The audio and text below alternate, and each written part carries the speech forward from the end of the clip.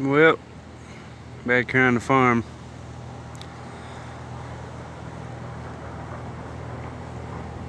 Cows grazing.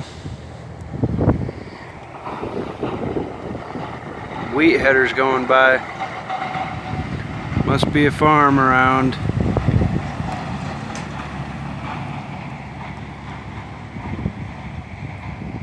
But show you what I've been doing. I just put fresh dollops of tar on all these nails. And you see there's a lot of them. Well, somebody was really nail happy. And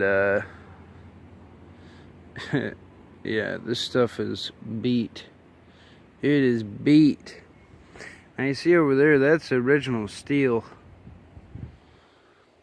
So that stuff's getting pretty beat too, but I went over and got tried to get as many holes above the hay sealed up as possible, just to further prevent some water into the hay. And I had a few over here that were starting to leak a little, and I don't know, I've been trying to get them for years.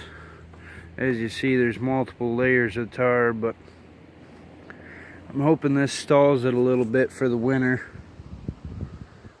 And you know what? There's a big hole right there. What's that one about? Oh, no, it's just a leaf.